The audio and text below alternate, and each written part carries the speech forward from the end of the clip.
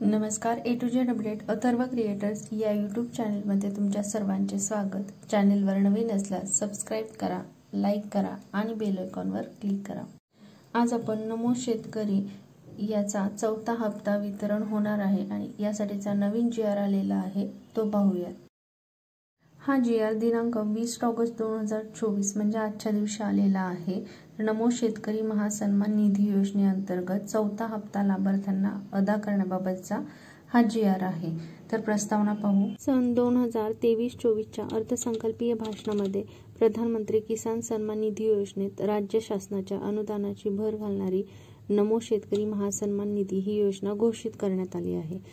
त्यास अनुसरून केंद्र शासनाच्या प्रधानमंत्री किसान सन्मान निधी योजनेअंतर्गत देण्यात येणाऱ्या प्रतिवर्ष प्रति शेतकरी ₹6,000 या अनुदानामध्ये राज्य शासनाची आणखी 6,000 भर घालणारी ही योजना राबवण्यास मान्यता देण्यात आलेली आहे।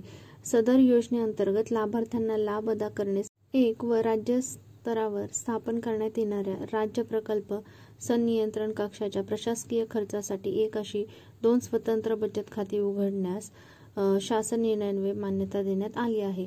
प्रस्तुत योजनेअंतर्गत संदर्भ क्रमांक 3 अन्वये पहिला हप्ता माहे एप्रिल ते जुलै लाभार्थ्यांना अदा करण्यासाठी ₹1720 कोटी इतका निधी, संदर्भ क्रमांक 4 अन्वये दुसरा हप्ता माहे ऑगस्ट ते नोव्हेंबर लाभार्थ्यांना अदा करण्यासाठी ₹1792 कोटी इतका निधी, तसेच संदर्भ क्रमांक 5 अन्वये तिसरा हप्ता माहे डिसेंबर ते मार्च लाभार्थ्यांना अदा करण्यासाठी ₹2,000 कोटी इतका निधी, अशा प्रकारे एकूण ₹5,512 कोटी इतका निधी वितरित करण्यात आला आहे।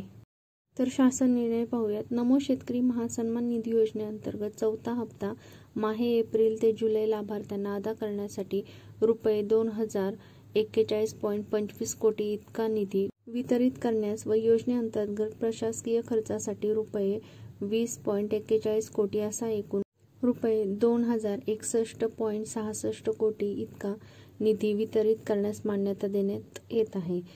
प्रस्तुत खर्च पुढील लेखाशीर्षकाखाली सन 2024-25 करिता मंजूर केलेल्या तरतुदीतून भागवण्यात यावा।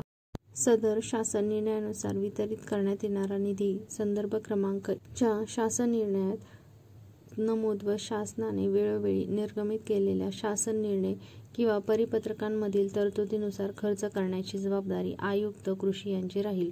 उपरोक्त प्रमाणे उपलब्ध करून देण्यात येणाऱ्या निधीच्या विनियोगाबाबतचे उपयोगिता प्रमाणपत्र आयुक्त कृषी शासनास सादर करतील। तर अशा पद्धतीचा हा GR आलेला आहे। धन्यवाद।